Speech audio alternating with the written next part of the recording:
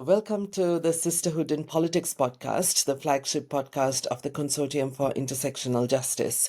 Sisterhood in Politics is a podcast about women engaged in transformative politics in their local contexts, and transformative politics that carry significance way beyond their shores to other parts of the world as well. So today, in this episode of Sisterhood in Politics, we have a very special guest from Aotearoa, Mme Tania Waikato, who is a leading lawyer, a legal luminary in the context of Aotearoa. And Tania, it's a great pleasure to have you with us. Tēnā koe, Chamindra. Ngā mihi nui kia koutou katoa e whakarongo mai nei. It's a great pleasure. And Tania, so to start with, how would you introduce yourself? Because we know that we see the public figure, we see the officer of the court, we see someone very deeply engaged in the political life of Aotearoa New Zealand right now. When someone looks at your social media from overseas, that is what they would see. But how would you introduce yourself? I think I would introduce myself as a reluctant political commentator at the Hmm. moment. And that's really because I only got involved in politics out of necessity, which was during the Treaty Principles Bill, which has Hmm. just ticked over a year. So it's only been a year that I have been publicly, I suppose, providing commentary, but mostly information for people around participating in our political processes here in Aotearoa. And that was really kicked off by the gravity of what the government was trying to do with the Treaty Principles Bill. I had lots of people asking me for assistance with making submissions, and people don't remember what it was like back before the Treaty Principles Bill. Most people had no idea what a bill was, how a law was made, how a person who was just a member of the public could make a submission on a bill. But we've been on quite a journey in the last 12 months, educating the entire country on how that works. And that's essentially how I started in this space, which was never an intentional journey at all. Like I said, it was something that I felt like I had a duty to do as a mum, which is probably another way I would introduce myself, who was really concerned about the direction that our country was headed. Oh, bless. So, thank you for that answer, Tanya, because you mentioned the Treaty Principles Bill already. So, we will come to the Treaty Principles Bill in a little while. A natural progression from that question, what about your beginnings? Can you share a few words about your early years? Where did you grow up in Aotearoa, your whānau, and your background and certain things that would have inspired you at an early stage? Yeah, sure. So, no te teko hau. I'm from a very, very small town in the Bay of Plenty called Te Teko, which we have one school and two shops, and quite famously called Texas because all of the kids grow up riding horses, and we all think we're cowboys when we're kids. So it's very much a rural, low socioeconomic place. There's no millionaires in Te Teko. So is this Um, in South Island or North Island? North Island, yep. So North it's Island. about an hour away from Tauranga where I live now, and Mhm. it's I think we're probably 99% Māori population, and my mum was the 1% Pākehā, Right. even though she's actually part Māori as well.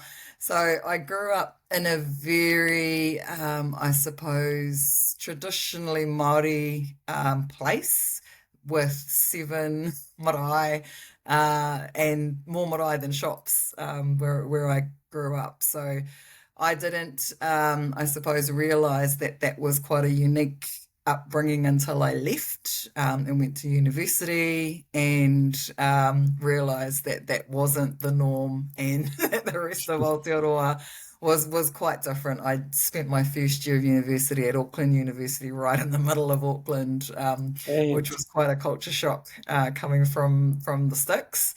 And I guess what inspired me to go to university at all, I was the first person in my whānau to go to university, was I had a teacher. I had a great teacher. I think I was about 11 at the time, who was from home as well and fresh out of teachers college, who said to me, "I think you should go to university." And at the time, it was something that wasn't the done thing in my world. I didn't know anyone that had gone to university other than him. But that planted the seed for me of, maybe I could go to university and maybe I could, do something different than the sort of little circle that I grew up in. So that sparked it. But I think when I was at high school, I also had some other influential teachers who sort of encouraged my love of questioning why things were the way that they were, which is something I've always been fascinated with. And I think because I was English was probably my strongest subject throughout my schooling, along with maths.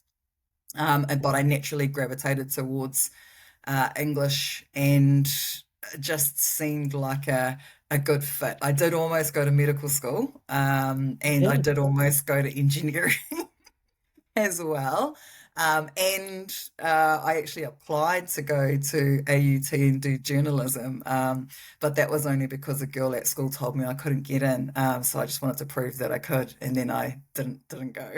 So yeah, I found out later on that I actually had a great grandfather who was a lawyer on my Okay. what I call on my Pākehā side, but didn't really know anything about him because this is a funny story.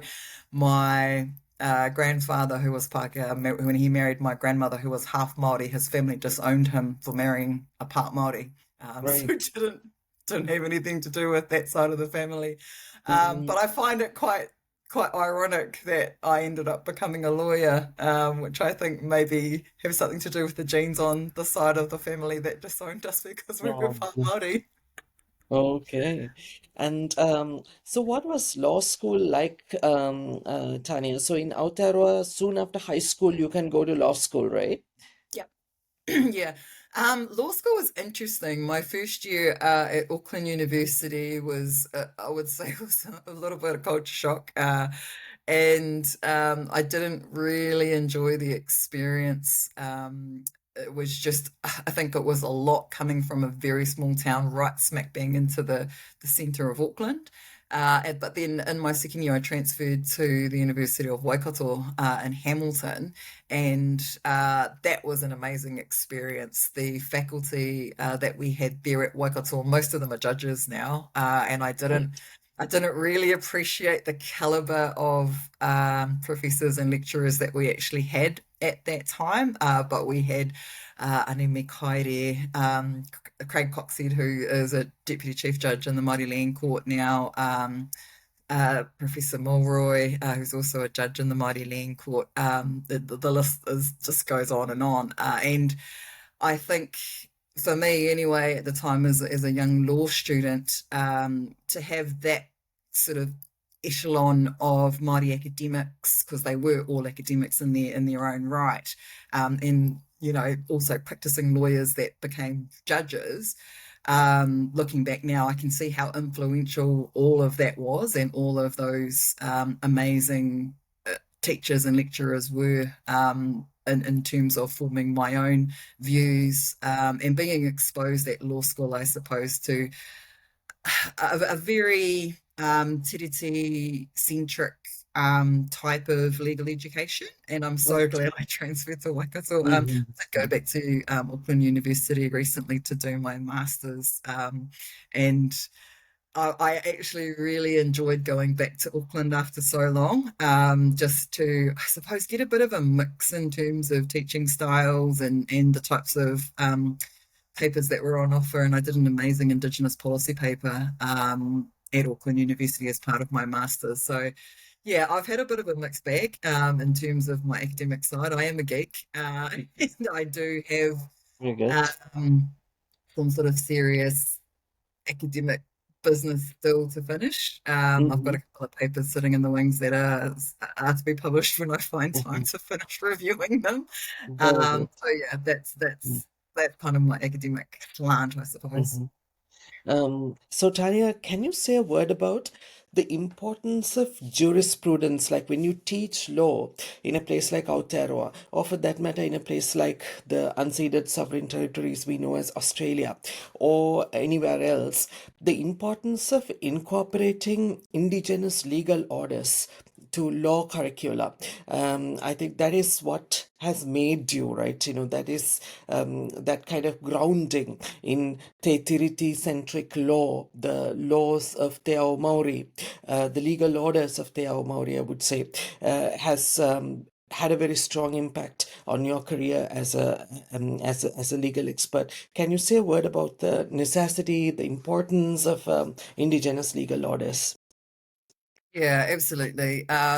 We've had a very strong pushback since this government has come into power in terms of the place of Tikanga Māori within our legal system. And before this government came into power, we had been seeing a very strong progression of tikanga being recognised by our courts, and particularly by the Supreme Court. And over the last 10 years in particular, our jurisprudence had been heading very steadily towards what I would call a system of formal recognition of both. Sources of law being the English common law and tikanga, which is the first law of Aotearoa. So there was, I suppose, a trajectory that we were on before this government came into power in the legal space, where tikanga, number one, was being recognised as the first law of Aotearoa. Number two was being incorporated in increasing ways, not just through case law, but also through statute. And that was an increasing pace that I think made certain people and certain political parties and certain power structures very uncomfortable. And so, what we saw when this government was elected was a very comprehensive pushback, not just against tikanga itself, but against Te Tiriti, which is the basis for, I suppose, a lot of the arguments around the inclusion of tikanga. It's not the only argument, and there's a very clear basis for arguing that tikanga was the present legal system when the British took over, and naturally becomes part of any legal system that evolves from that state of affairs, regardless of whether Te Tiriti had been signed or not. But what we have been seeing is a very comprehensive effort by this government to, number one, undermine Te Tiriti as much as possible through directly taking it out of statutes, which is what we've seen very recently with the Education and Training Act, and just literally just taking it out. But also things like the Treaty Principles Bill, which, while it didn't pass and it was never going to pass, the division and the political message that it sent by even allowing a bill of that nature to be brought in the first place, and the uproar that it caused on both sides, and the money that it wasted, and the attention and all of the anguish, and do you know what I mean? The I suppose the social consequences of allowing that to happen. All very much a comprehensive program by this government to undermine Te Tiriti, to undermine the place of tikanga, and to try and, if not halt and reverse the progress that we have achieved over the last 50 years since the Waitangi Tribunal has been operating. Very, very clear from those of us who have been involved, academically or in practice, or in the political space, that was what they were doing. And they will deny it and they will say, no, this is not what we're doing. And they're still denying it even right now and saying, a blatant repeal of a piece of legislation, which was an extremely strong provision requiring school boards to give effect to Te Tiriti O Waitangi, saying it's not about Te Tiriti, it's about, trying to give the children good education, and they can't have a good education if they're worrying about Te Tiriti, which all of the teachers and all of the schools at the over 1,000 schools have now said that's absolute rubbish. We can do all of the things and keep honouring Te Tiriti. So yes, it's a challenge. It's a challenge to those of us in the legal profession. It's a challenge to the judiciary as well, a very direct challenge to our judiciary, who are, I suppose, have been the leading branch of government in terms of their particular progression towards recognition of Te Tiriti. And I think what we are seeing at a constitutional level there anyway is this imbalance of power between the branches of government. We are seeing a parliament that is pushing the idea of parliamentary sovereignty to the absolute nth degree, and a judiciary who is almost a little bit hamstrung in terms of, what they're able to do as a counterbalance to that because of our, what I would say, weak constitutional protections against some of the things that Parliament has been doing. And it's not, this is not new. None of this is new. Sir Geoffrey Palmer spoke at the 50th anniversary of the Waitangi Tribunal that I was at recently, and he reiterated some of the things that he's been writing about for a very long time, in terms of the need for a written constitution in Aotearoa and the need for greater protections from the type of, I suppose, tyranny of the majority that we are seeing by this particular parliament that we haven't seen for a very long time in Aotearoa. So all of those issues are very much at the forefront at the moment. Thank you for that, Tania. So moving forward, to explain things to an international audience outside of Aotearoa, because we will move on to a discussion about your involvement in the Toitū Te Tiriti campaign. When you say, for example, a Tiriti-centric Aotearoa, what does that mean to you?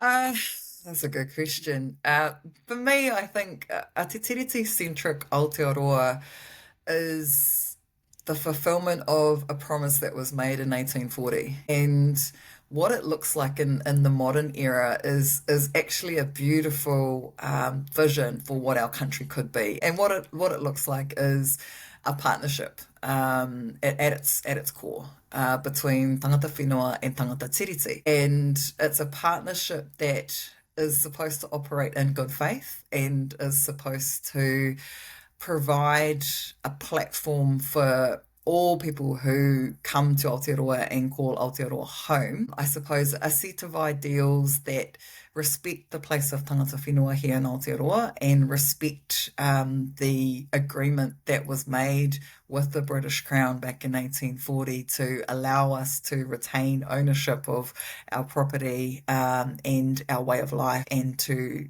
be self-governing, essentially, is what Te Tiriti provided for, but also to provide a place for those who come and live in Aotearoa to live alongside us. And I think the thing that a lot of people seem to be afraid of, maybe not a lot, but those who reject the idea of a Tiriti-centric Aotearoa, is that they think it provides some type of special treatment for Māori, which couldn't be further from the truth. And those of us who have grown up Māori, I guess it is a bit of I find it to be a very ironic thing that people think that Māori get special treatment, because we, as a people, have to struggle against some of the worst statistics and oppression, and the results of colonialism are still very, very much felt by our people. And I'm very conscious of that. in the work that I am doing. And I think in terms of what a Tiriti-centric Aotearoa could look like in the future, it would be beneficial for everyone. It really would, because at its core, there is an element of manaakitanga in Te Tiriti, which is, for me anyway, the fabric that could, if it was allowed, really underpin New Zealand society. And what I mean by that is we are a welcoming people. One of our Absolutely. greatest pillars of our tikanga, of our way of life, is welcoming people and is hosting people and looking after our manuhiri, looking after our visitors. And we are prevented essentially from performing that role by the Crown and by the colonial policies that have been implemented for almost 200 years now. So for me, I think that a lot of people are starting to understand that vision of Aotearoa, and what we've seen with the schools that have come out so strongly in support of continuing to give effect to Te Tiriti within their school framework, they understand it now. They have done the work in terms of how they figured out their school could give effect to Te Tiriti, and they realised how amazing and beautiful that can be for all of their students, not just for Māori students. And so for me, that is the key to, I suppose, unlocking the potential of New Zealand to be this amazing, progressive, accepting space for all people is Te Tiriti. Seriously. And you said something very important there. Couple of very important things, actually, Tanya. You said Manakitanga. So Manakitanga, for our overseas viewers and listeners, means basically hosting, right? And receiving. So hosting, receiving guests from abroad is something that is taken very seriously in Te Ao Māori, and I have personally had the privilege of experiencing that warmth of Te Ao Māori when you arrive in Aotearoa, and that's a sentiment that has been shared. I mean, for centuries, there would have been a lot of movement among people, right? Pacific people would have traveled, sailed to different places, and there's a whole history there that we know very little about, because neighboring big continent, Australia, was a black continent, full of rich history, rich culture, and there would have been a lot of interaction between people. So when we even look at some of the customs, traditions in East Asia, and when you look at some of the customs and traditions of Te Ao Māori, there are so many parallels one can delve into. So we are talking about a very rich people. So that's also an aspect of this that people tend to kind of sideline, because this idea of Maori people receiving better treatment if there was a Tiriti-centric Aotearoa or a Tiriti-centric approach. I think it's a very callous idea, Tania, because it comes from a place of, this Western notion of multiculturalism or whatever you want to call it, but that's not the case. Te Ao Māori is not a minority in Aotearoa. The rightful owners of the land cannot be a minority on their land. And so the rightful owners of the land have been mistreated, and this historic injustice is what needs to be corrected for that great land, to that amazing country you mentioned at the end there, to emerge. So a key step in the recent past for that vision for a Tiriti-centric Aotearoa to emerge would have been the Toitū Te Tiriti campaign. And at the beginning of this conversation, you mentioned your involvement in the Toitū Te Tiriti campaign and how it kind of brought you into the middle of these political debates, political commentary, and political engagements, while engaging in your jurisprudence, going beyond the strictly defined confines of your jurisprudence, right?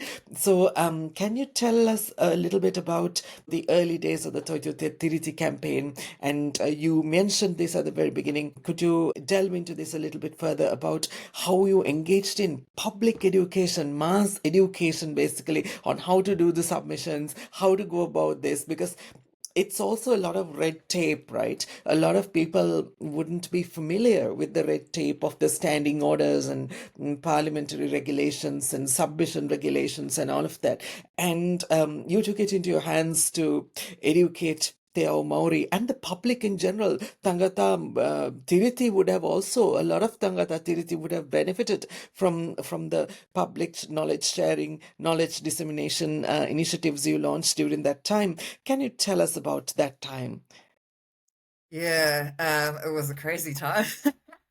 Um, so I got involved just as myself initially, and as I said, uh, the reason why I got involved is that I just had so many people who were concerned about the Treaty Principles Bill that were asking me for help. You know, basically it was, you're a lawyer, can you please help us? We want to do something, we want to make a submission, but we have no idea where to start or what even a submission is or what a bill is. So I made a video, and it would have been about a year ago, actually, almost to the date.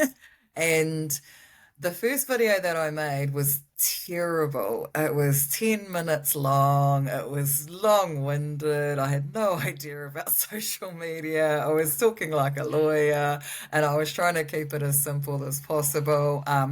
But that first video, I think, got about 25,000 views, which blew me away. And I really only intended to, like, for me, the goal was if I can help one person to make a submission, then, you know, that's a worthwhile thing to do. And what spawned from that one video was, you know, a whole bunch of people asking more questions, and that led to more videos and more questions. And then before I knew it, you know, I was a social media presence, which just made me laugh a little bit. And then as the sort of summer went on, and I knew we had a very tight deadline in terms of the submissions process, which went through the summer holiday period, sort of could see on social media that there were a lot of other people creating content. Toitū Te Tiriti were obviously in the throes of organising the hikoi. And so that's how I started, I suppose, interactions with various members of Toitū and other content creators as well who were in this space advocating and also trying to help people, giving them submission tools, doing education pieces on you know, the path of a bill through Parliament and all of the bits and pieces of the massive education campaign that was undertaken during that time. And that's how I got to know the members of Toitū and also Action Station, who were very active during that time. And we kind of formed, I suppose, an informal network of creators across the social media platforms. And as my own sort of social media presence started to grow, people were resharing my content and my videos, and it was just completely organic and a total mess, to be honest, in the beginning, because I like I'm a lawyer. I'm not a social media content creator. I had to learn on the fly, literally, as we went along. But we managed to get some extremely effective engagement, which, you know, across the country resulted in the highest number of submissions ever on a bill. And then that rolled into the Regulatory Standards Bill, which I was very reluctant to get involved in initially. But as I said, I had gotten to know quite a few different people throughout the country through the Treaty Principles Bill process. One of them, who was a journalist, tapped me on the shoulder and said, "You need to look at this Regulatory Standards Bill. It's really bad." And I said, "I want to have a holiday. I haven't really had a summer holiday. I don't want to. I've just finished this massive campaign. I don't really want to get involved in another one." But once I read the bill and realised it was actually the ACT Party's what we ended up calling a legislative pincer movement, where the Treaty Principles Bill was always meant to be a smokescreen, essentially, for the Regulatory Standards Bill. And the Regulatory Standards Bill was just as bad, if not worse, than the Treaty Principles Bill in terms of its control and effects and the undermining of Te Tiriti that it will cause for a little while at least, now that it's been passed. And so I spoke to Toitū about the impacts of the Regulatory Standards Bill and my very serious concerns, and that was the genesis of the Waitangi Tribunal claim that we ended up bringing. And we were very fortunate in that claim, which was an urgent claim, to have a number of leading academics that supported with evidence. And we rounded up a seriously formidable number of professors to give evidence on that claim at very short notice. So that was kind of, I suppose, it is a very interesting journey from one bill and essentially what I would call advocacy outside of the courtroom, which the Treaty Principles Bill was primarily for me, to that then, I suppose, becoming a bit of a snowball, moving into the Regulatory Standards Bill, and then that becoming an actual claim in the Waitangi Tribunal that we followed all the way through to an urgent report that did find the Crown had breached Te Tiriti and that they would again breach it when they introduced the Regulatory Standards Bill, and have recently breached it again by passing the Regulatory Standards Bill. So yeah, it's really been quite the 12 months of a very interesting mix of in court, out of court, social media, mainstream media, and just, yeah, if I look back now, a year ago, and if you had told me that I would be in this position now, yes, I don't think I would have believed you. But yeah, it has been quite the journey. It's been quite the journey. And also what you said earlier about, how you got into content creation. And I think you have really emerged as the leading content creator. I'm sure in neighboring countries and elsewhere in Aotearoa and overseas, there are people looking at your work and using your work as a template for how a legal professional can actively engage in political conversations, because we live in a time, Tania, where it's very difficult to have constructive conversations. It's a very polarized world, and people live in their algorithms in silos, and people are increasingly closed up because we have access to so much information. At the same time, it's very contradictory. We live very closed up lives as well. So I think the work that you do, even those who take issue with you, I think there is content that they can also take home. So I think that there is a big appeal there. So, and more power to you to continue that work. And so, Tania, we'll come to something that's ongoing. The government of New Zealand, the ACT Coalition, has now passed the Regulatory Standards Bill.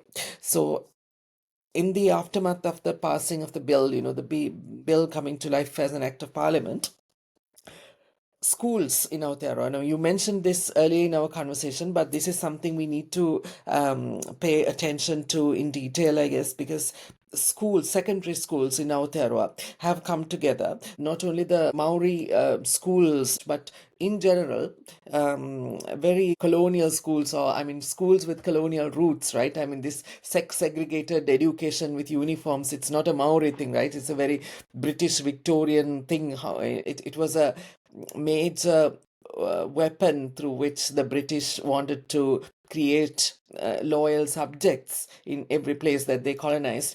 But these schools, in fairness, have come a full cycle, and the secondary schools of Aotearoa have become the foremost platform that oppose the consequences of the Regulatory Standards Bill. And that's a beautiful thing to see, because one key point there is that it's a place of convergence, like what the late king used to say, the late Maori king used to say, kotahitanga. So it's a moment of kotahitanga where young people and their teachers and the parent associations and the school boards are coming together to say, you know what, you can't do this. And we will put our foot down and we will say that Te Tiriti O Waitangi is the founding document of this country, and Te Tiriti justice is at the center of the future of our children. There's a lot of work happening there, and you are in the neck of it. You're right in the middle of it, and you're a big part of that work happening in schools. Can you tell us about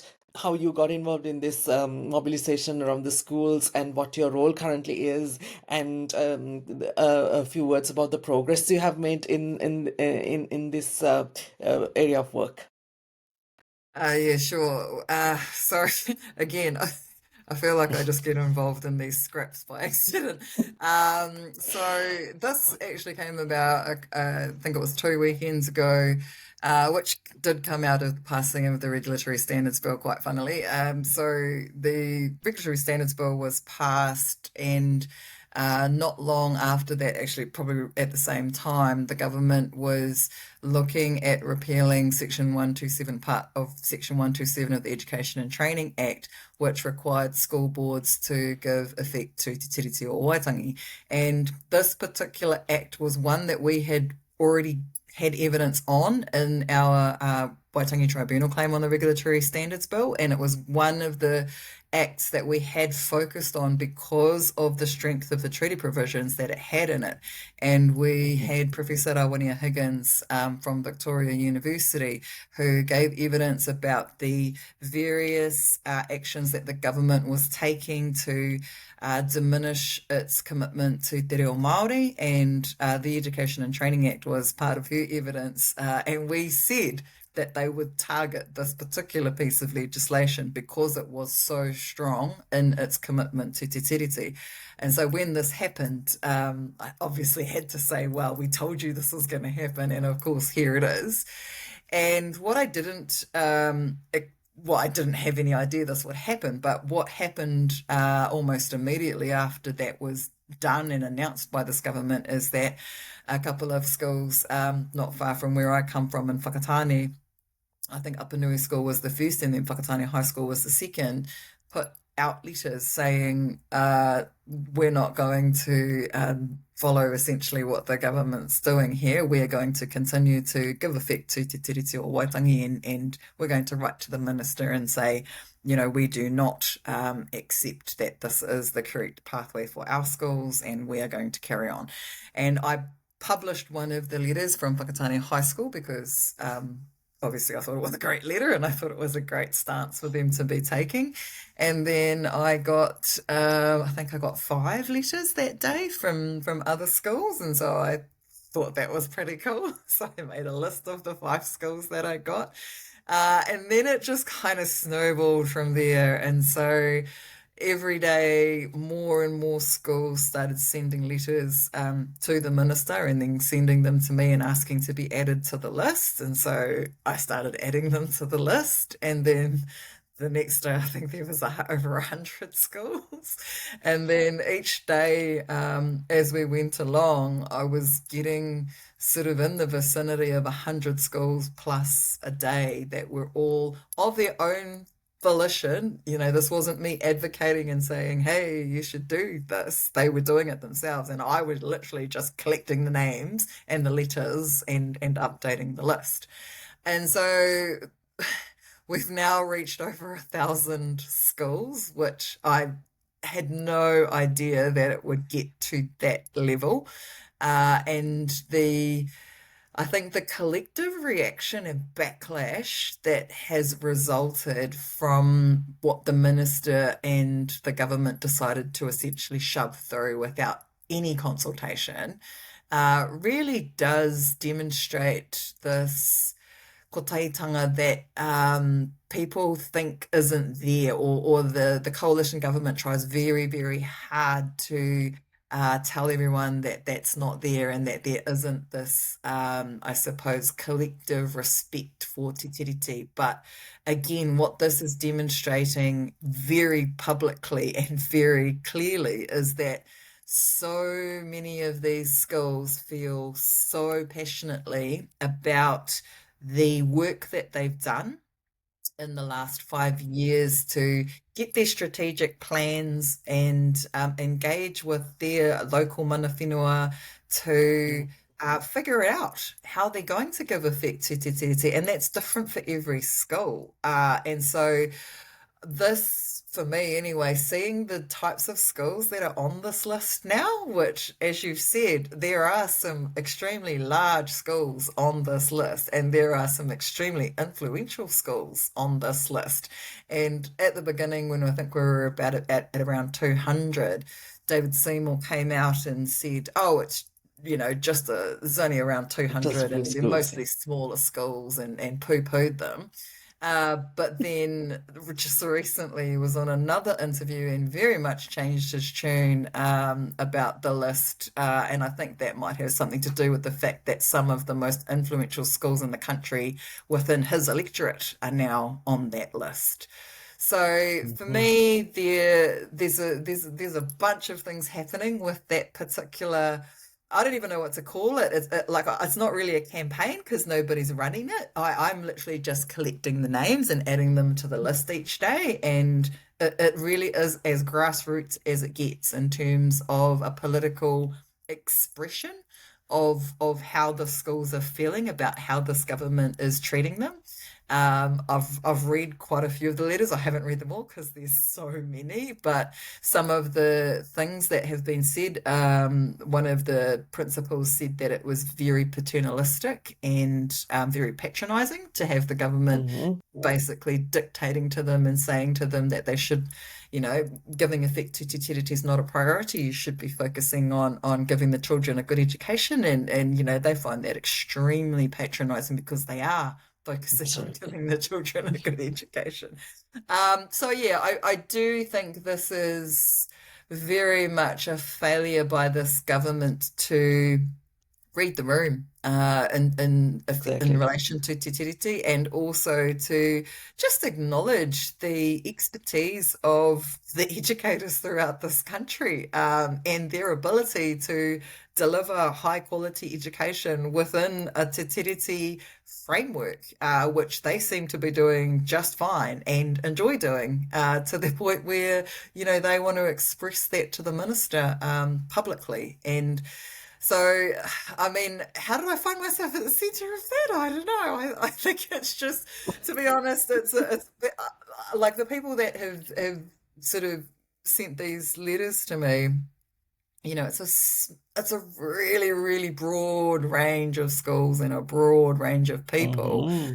But Absolutely. like you said, I think, we've been on this massive kind of education journey for the last 12 months. And as you say, people have watched me through that journey. There is a level of trust that people put in me, which I don't take lightly at all. And so for me, it's a huge honor for me that people trust me enough to, I suppose, be the person that collects the names and does the list for them, and speaks about it. Like, I don't take that lightly at all, and I do feel a very strong sense of responsibility as a mother in this case, to, I guess, be a voice that can speak in this space for the teachers and for the schools and for the students that want to express their own um, disagreement with what the Crown is doing. And for me, all I'm doing is giving them a platform. You know what I mean? I'm not Mm-hmm. telling them what to say. I'm not writing these letters for them, which one of the right-wing journalists, basically said they're all the same letter and they're all just someone's doing this, someone's organizing this. Someone's It's a organizing. laugh. I said, actually, no, nobody's organizing this. Nobody's forcing these schools to do anything. Nobody's writing these letters for them. They're all actually very different letters and very Mm-hmm. well written. And I enjoy reading the ones that I get to read. So yes, I think it's probably one of the most beautiful organic expressions of the place that Te Tiriti has in the hearts of people. Never That's mind the absolutely. legal, never mind all of the stuff that the government is trying to tell people about Te Tiriti. This is what Mm. people feel in their hearts about Te Tiriti, and that's what makes it the 100%. most Yeah, beautiful yeah. thing. 100%, very beautiful thing, and it also shows the potential of a Tiriti-centric Aotearoa, right? Where the tangata whenua, tangata tiriti, tangata moana, everybody comes together around a common cause. And what are we going to call you, Tanya? Are we going to call you a revolution starter, or are we going to call you the list curator or the center point of Kotahitanga? So these are all I'm just the list taker, man. I'm just taking the name, publishing the list, trying to yeah, keep everybody on a nice, happy. center point, Yeah, and I mean that's center point. I think that for me is it's tricky, right? There's so many different viewpoints and there's so many different perspectives, especially in a topic like this. Te Tiriti is one of the most difficult topics that our country faces. Correct. And Mm-hmm. I am very aware of the fact that not everybody agrees with this, and not everyone and not all schools will join this list.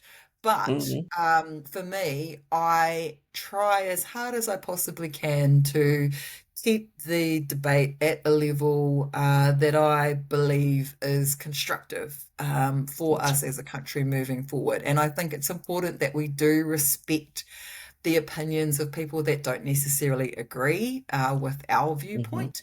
And at the same time, I think it's also important that we provide the support and the strong advocacy for the schools that wish to make their stand. And so for me, Mm-hmm. that is part of my role as an advocate and as a mother, more importantly, because I do feel very strongly that this is sending the wrong message to our children. It's sending the wrong message to not just Māori children, it's sending the wrong message to all children that Te Tiriti Mm-hmm. isn't an important part of their education and it isn't an important part of the framework of our country. And so to have all of these schools saying, actually, no, it's the founding constitutional document of It our is the country, foundation. amazing. I don't get sick of reading that in all of these letters. Mhm. Oh, bless. This is it's a very beautiful thing to see, Tanya, because from the younger generation, right, this is emerging. So you mentioned the Education and Training Act and the Section 127, but I also think that a lot of agitation, a lot of mobilization for this also comes from high school pupils, of different communities. I mean, without the younger generation at the heart of this, this wouldn't come to this level, of activity. So I I've think got the a good younger story for generation. you there. I've got a great story for you. I got a message today Uh-huh. from a young man who's now at university, and his message said that himself and 12 former head students of Mhm. his high school had signed a letter and sent it to their high school. Encouraging them to put them on the list, and that he was Oh, going to there let me we are. know the result of that once they got a reply back. So, I mean, this is the stuff that I'm talking about, right? Great. There is Hmm. absolutely there's a revolution going on for sure. I'm not in charge of it. It's just one that is Hmm. happening organically, and these young leaders who have been educated in Te Tiriti and who have, I suppose, also been part of the social media generation, which I didn't grow up with social media, but they are very conscious of the power of social media and also of their own voices, which is something that I absolutely love. For me, Hmm. the focus of pretty much every single campaign I have been involved in on social media has been about giving people the tools to participate. Um, I'm not the type of person that likes to, I suppose, highlight a problem and then just, talk about the problem. I really don't want to talk about a problem unless I'm going to give you a solution to that problem, and I'm going to give you a way for you to participate in fixing that problem. So to see these young leaders taking it upon themselves to have those conversations with their schools and to advocate, basically on their own behalf for the type of society that they want to see and the types of schools that they want to see in the future, that I really don't care what the government thinks it's doing with the repeal of Section 127, because for me, you can't buy outcomes like that in terms of an Correct. education and a future Mm-hmm. where young people feel empowered to do that. Like I find that absolutely a brilliant step towards what I would like to see our country become. Absolutely, 100%. And on that note, Tanya, so this list curation, it's a revolutionary act, when list curation becomes a revolutionary act, so that could be the topic of a future journal article or something, somebody who documents Tanya Waikato's work during this time. And so this brings me to another question, Tanya, about politics. So some time back when the Toitū Te Tiriti campaign was going on, when it was at its height, you published a social media post saying that, you know what, at the next general election, next New Zealand general election, I'm going to stand at the election. So where are you with that, Tanya? Yes, yeah, that was one of those posts that I went, oh, I probably shouldn't have said that, and I can't take it back now. So many people have liked it and said that they're going to vote for me. Um, yes, what I can say is at this point in time, I'm a member of the Green Party, and Oh, very good. I have made my application to become a candidate, which is quite a long process, which will be ongoing until February next year. So we won't find out until then whether or not I have been successful to become a candidate, but I have got my hat in the ring. So that's as far as I can say at the moment. I am very excited about the Green Party and the policies, which is what attracted me to the Greens in the first place. They've got a very strong commitment to Te Tiriti, but not just that, the social justice principles that the Green Party have embedded throughout their history and in their current policies are what really attracted me.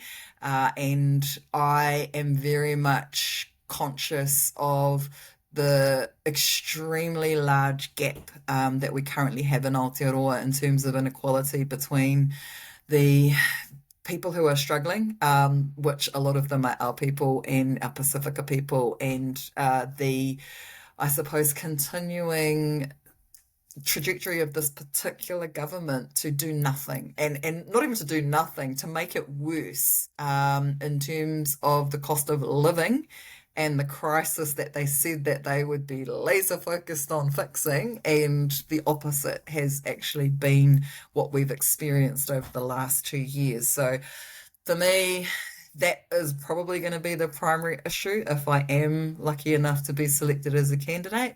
Addressing how the Green Party's policies, in terms of their tax policy, in terms of ending poverty, housing, all of those issues are things that are very, very close to my heart, and obviously education as well.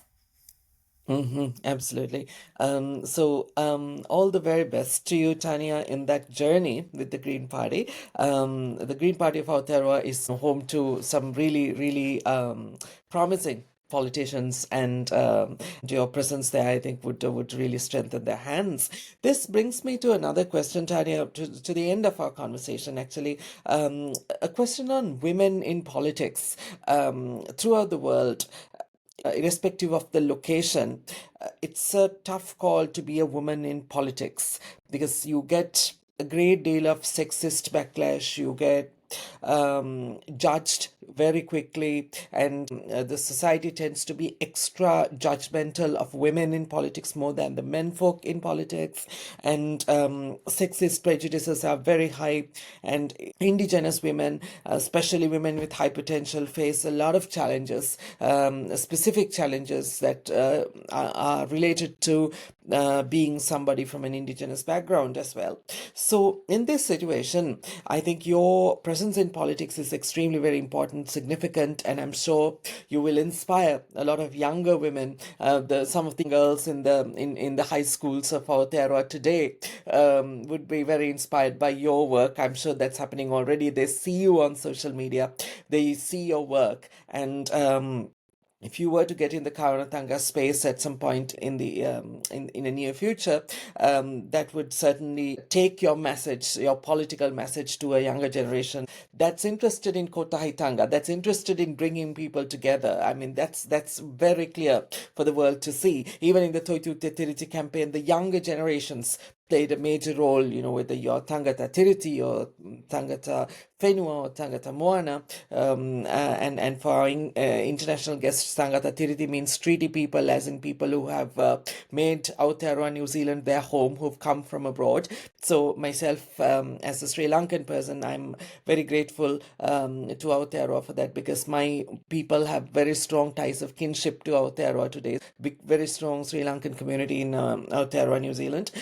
Tangata Moana means Pacific people, people with whom the people of Aotearoa would have had strong historic ties over generations. And Tangata Tiriti means, Tangata Whenua means people of the land, people of the Whenua. So when it comes to the politics of bringing people together, Tania, there's an unfortunate situation that has been playing out in Aotearoa currently, with splits in the most high-profile politics of Te Ao Māori, and splits that have caused pain, splits that have caused confusion, and divisions that have caused a lot of disappointment among Tangata Whenua as well as Tangata Tiriti, and across the electorate, across the land, and also overseas. Those of us watching this kind of division happening in a political movement that we had a lot of hope about, it causes a lot of pain, right?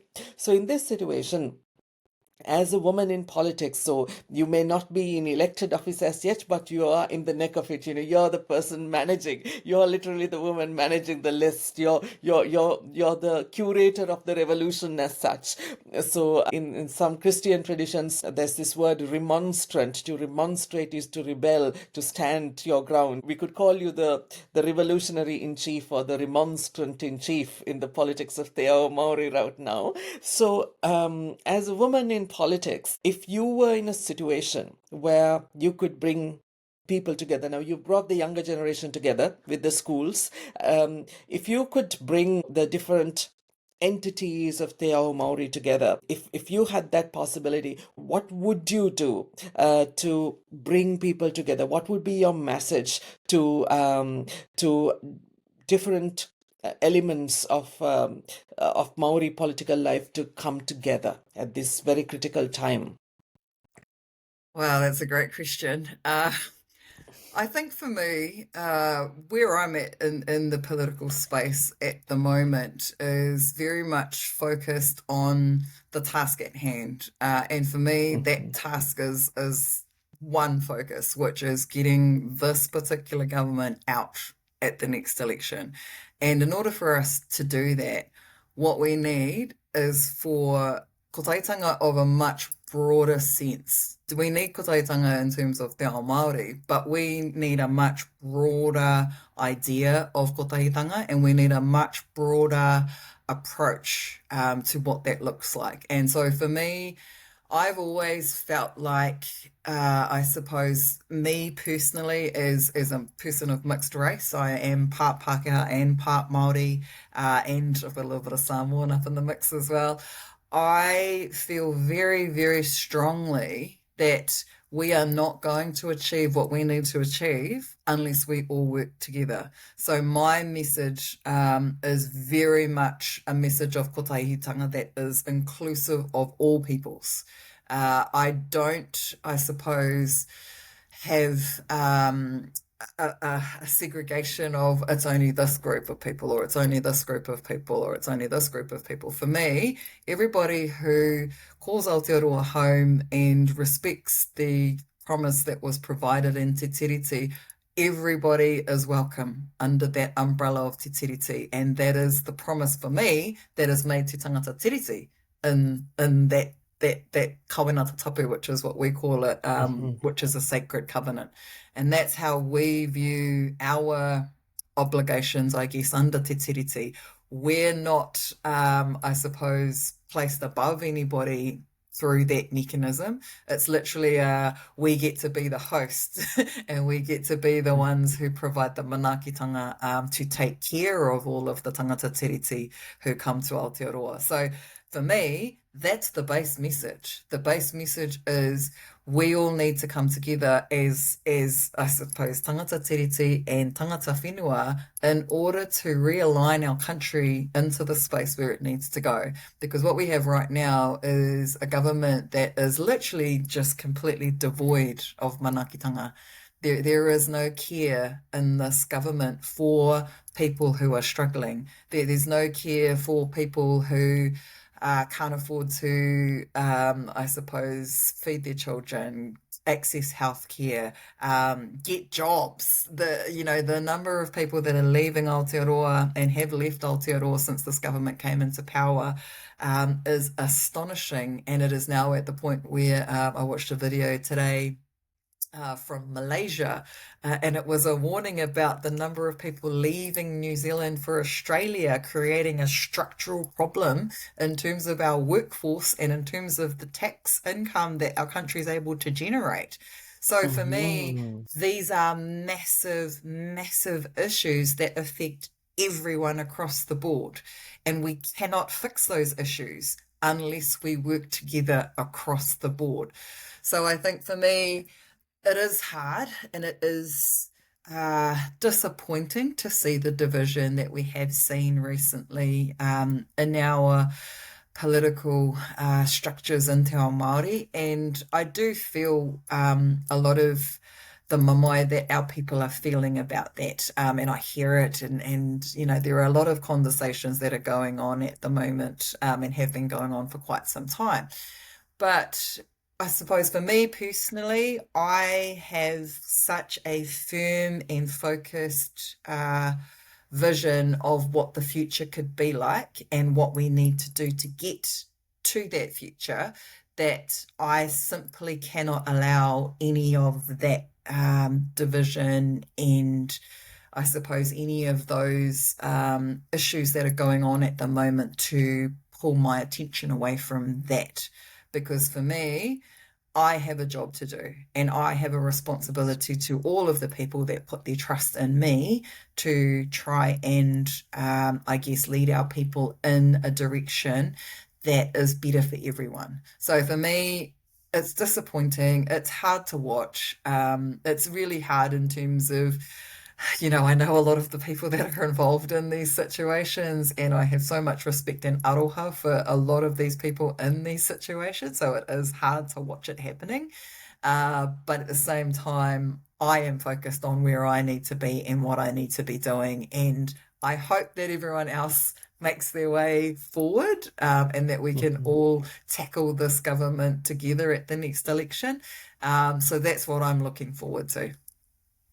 Oh, bless. I really hope that that vision comes true, Tanya. That vision comes to life, and it will absolutely come to life. And so, what you mentioned about realigning the country, I mean that's the absolute priority right now, right? So the fact that there are so many divisions that are coming to the surface at such a moment of deep need to realign the country is very problematic. So this is where I'm reminded of Linda Tuhivai Smith, who is a brilliant scholar, and Linda doesn't like the term decolonial feminism. Some of my current writing really focuses on decolonial feminism, which is a term that especially originated in Abya Yala, in Latin America.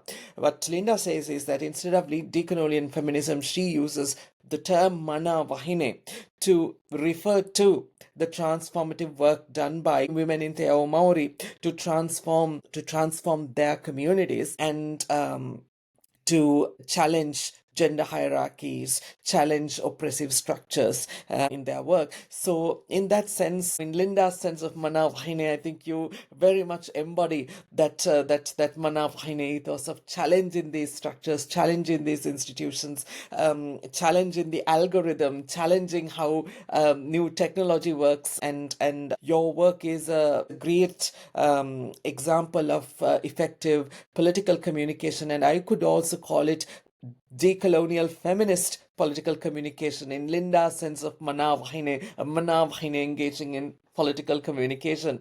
So that is why it's very significant for us to have had this conversation with you, Tania. Thank you very much for accepting our invitation to join us today. And it's a very busy time for you, and thank you for giving us your time generously. And so I'm sure that this conversation in the near future and in a more distant future as well would give inspiration to many younger women who seek to enter politics, who seek to engage with social media for political purposes, for purposes of political communication, and who wish to bring people together in their political advocacy work. So on that note, Tania, thank you very much for joining us today. Thank you so much, Minja. Thank you for having me. Really appreciate it and really much enjoyed having a chat with you. You're most welcome.